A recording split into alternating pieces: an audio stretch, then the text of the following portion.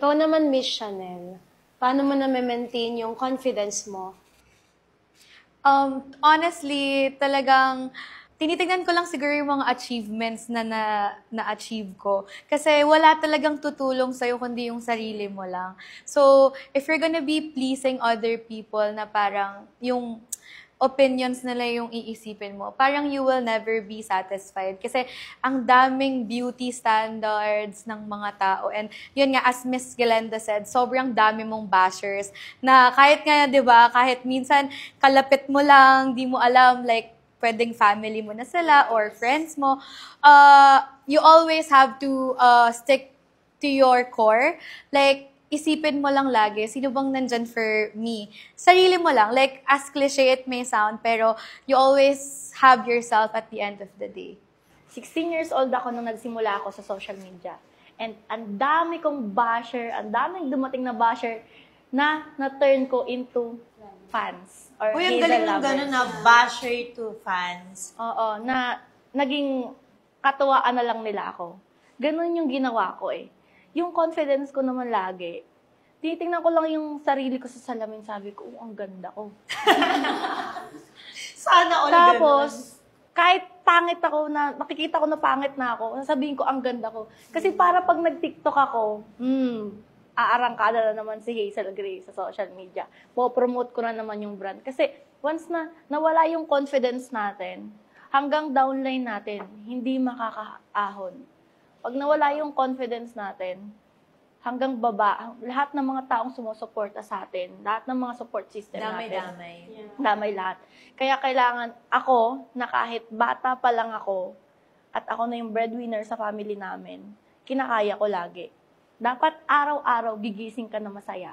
Araw-araw gigising ka ng malakas. Ganun dapat. Kasi kung hindi, walang mangyayari sa'yo. Aahon ka lang sa lupa. Hanggang doon ka na lang. Mamamatay kang mahirap. And ayaw natin mamatay lahat ng mahirap, di ba?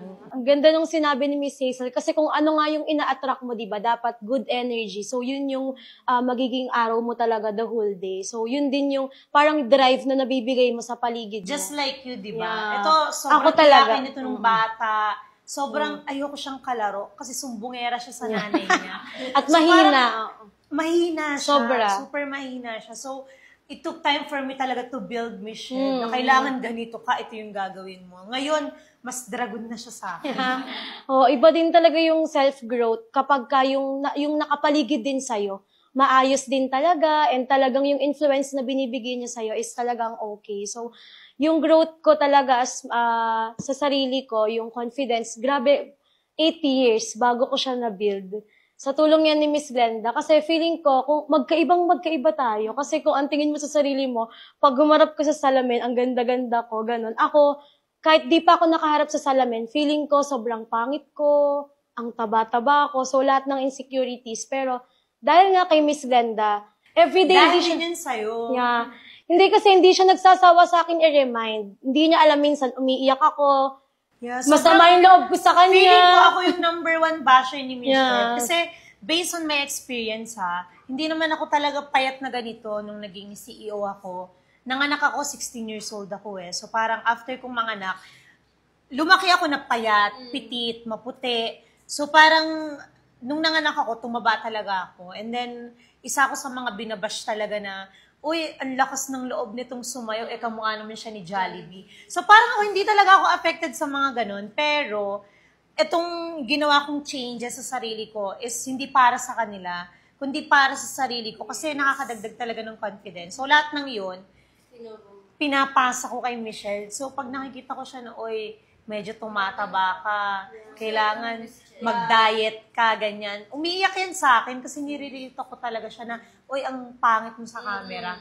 Ganun talaga ang pangit mo sa camera. Ganun naman talaga, di ba, kapag mahal mo yung taong, totoo ka dun sa taong kasama mo, mas na-appreciate ko siya Pero ngayon. na-offend ka sa Pero akin. noon, umiiyak talaga ako, like, mapapamura na lang ako na ba't ganito siya. Pero ngayon, nare-realize ko, bakit ka ganun, Shed? Ang isip bata mo. Na parang naman sa kanya oo, lahat na ng ngayon, sinasabi lahat. niya. Ako yung nagbe-benefit sa mga gusto niyang gawin ko sa buhay. Kaya, thank Ngayon, you. sinasabi niya, Gusto niya lang maging better. Yeah, Yeah, kasi totoo. dati walang magkasyang damit sa kanya. Mm-mm. So sabi ko, mag-diet ka, ito yung gagawin mo. So umiiyak siya.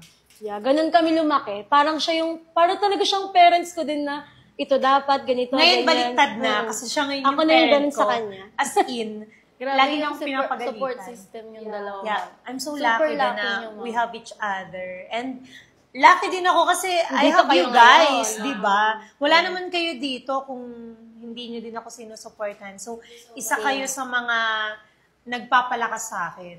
Ayan. So, ikaw naman, Miss Krisa, ano yung, paano mo na-maintain yung iyong confidence? Ako talaga dati, ma'am, wala talaga akong confidence sa sarili ko kasi maitim ako. Yan talaga yung problema ko kasi bata pa ako, binubuli na ako na maitim, yung damit na lang yung nakikita, ganon. So, it takes how many years before minahal ko yung sarili ko?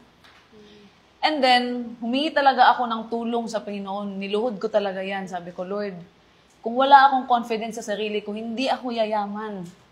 Yan talaga yung mindset ko. Kasi yung confidence natin, yun yung magpapayaman sa atin. Kaya napakahirap i-build yung confidence. So, kailangan yun na ito mga higala nga, mga itagtabang sa Ginoo nga, matagan ta niya og ingon anak. Kaya para matuloy-tuloy ang ato ang panginabuhi ba nga, dili ta maminaw sa storya sa ubang tao nga, kanang focus lang sa tuang goal. Maka na ako ang matambag yun. Ikaw naman, Michelle, paano mo na-maintain yung confidence mo as your number one basher? Ang hirap. Hindi. Na-overcome ko na siya. Ito na talaga yung masasabi kong na-overcome ko na magkaroon ako ng confidence sa sarili ko. Unang-una, kailangan mo ng acceptance.